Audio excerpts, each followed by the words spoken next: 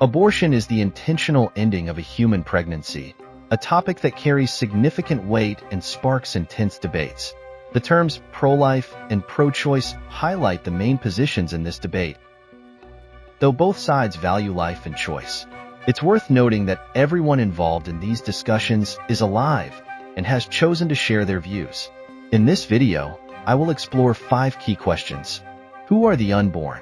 What does the Bible say about abortion? When is abortion acceptable? How do Christians address hypocrisy on this issue? And what about common objections? Question 1. Who are the unborn?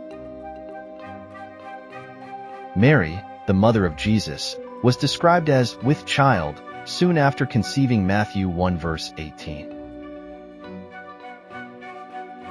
When she visited her relative Elizabeth, who was also pregnant, Elizabeth referred to Mary as the mother of my Lord, Luke 1 verse 43. Elizabeth's unborn baby, John, leapt in her womb at Mary's greeting, Luke 1 verse 41. The Greek word used for baby in these passages, brephos, is the same word used for children both before and after birth, Luke 2 verse 16. The Bible consistently treats the unborn as fully human. For instance, Job 3 verse 3 equates birth and conception, and Psalm 139 verses 14 to 16 describes God's intricate work in the womb. Paul also mentions being set apart by God from his mother's womb, Galatians 1 verse 15. Jeremiah 1 verse 5 poetically suggests that God's plans for a person begin even before birth. The Bible's view is that life begins at conception, with the unborn bearing the image of God from that moment. Question 2. What does the Bible say about abortion? If the unborn are fully human, this profoundly impacts the discussion on abortion. Some argue that the unborn aren't fully persons until a certain point, but this stance lacks a clear consensus and often contradicts scientific and philosophical evidence. Jesus' parable of the Good Samaritan, Luke 10 verses 25 to 37, emphasizes loving our neighbors, including those most in need, such as the unborn. The Bible instructs us to care for vulnerable groups, including the unborn, as seen in James 1 verse 27, Psalm 82 verses 1 to 4, and Proverbs 6 verses 16 to 19. Jeremiah 7 verses 5 to 7 warns against shedding innocent blood, and Genesis 9 verse 6 highlights the sanctity of human life, stating that humans are made in God's image. Romans 13 verses 8 to 10 also reinforces the commandment to love our neighbors, which includes not committing murder.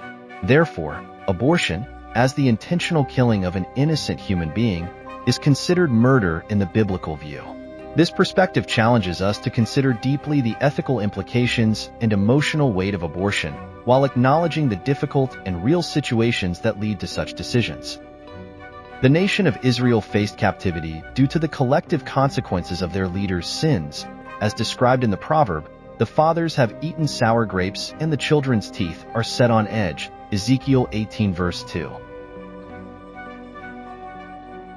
Despite this, God offered them hope during their exile, emphasizing personal responsibility and justice. The soul who sins shall die. The son shall not bear the guilt of the father, nor the father bear the guilt of the son. Ezekiel 18 verse 20. This message assured individuals that they would be judged based on their own actions, not the sins of their ancestors. Similarly, in contemporary debates about abortion, the discussion often revolves around difficult circumstances like rape or risks to the mother's life. Advocates for life point out that less than 1% of abortions are due to these extreme situations, highlighting that the vast majority of abortions are chosen for reasons like fear, shame, or financial concerns. Despite these challenges, stories of courage abound, where women choose to carry their pregnancies to term despite the circumstances of conception. These stories challenge the notion that abortion is the only solution in difficult situations, emphasizing the value of each human life. Jesus' example of sacrificial love is often cited in these discussions, as he laid down his life for others, John 15 verse 13. This profound act of love encourages Christians to support those facing difficult pregnancies with compassion and practical help.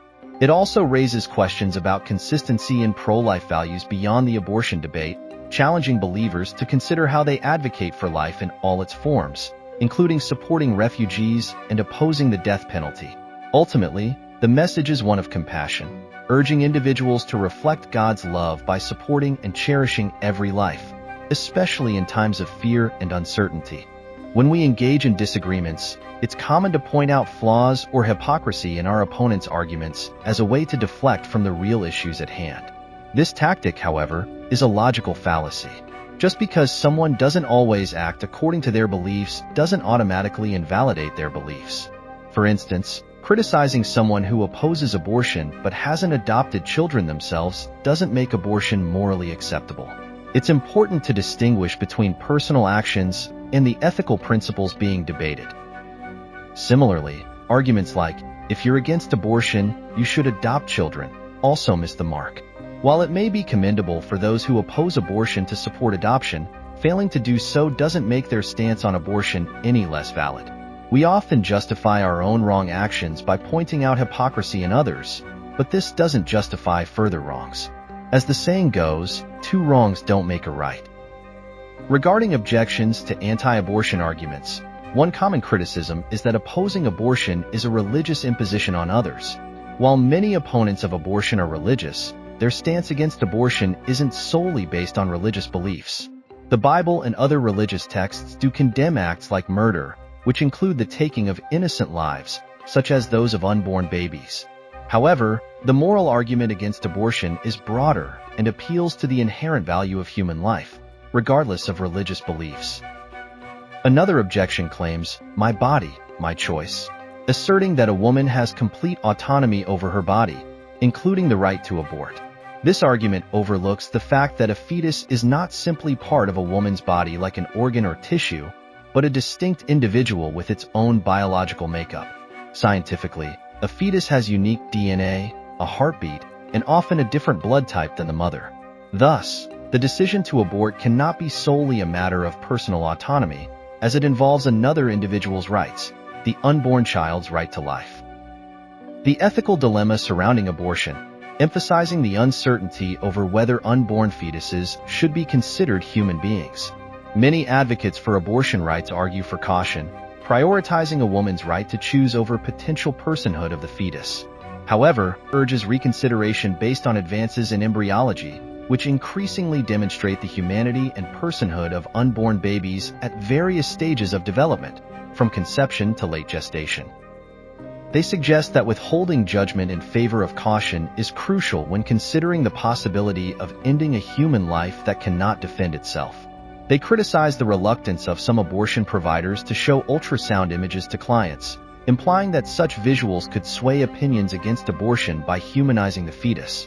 Respectful dialogue and understanding among those with differing views on abortion, invoking religious teachings on love and compassion, as found in the Bible, particularly in 1 Timothy 2 verses 3-4. If you found this video enjoyable, please consider liking and sharing it. Additionally, subscribing to this channel will ensure that you receive more updates in the future. Thank you.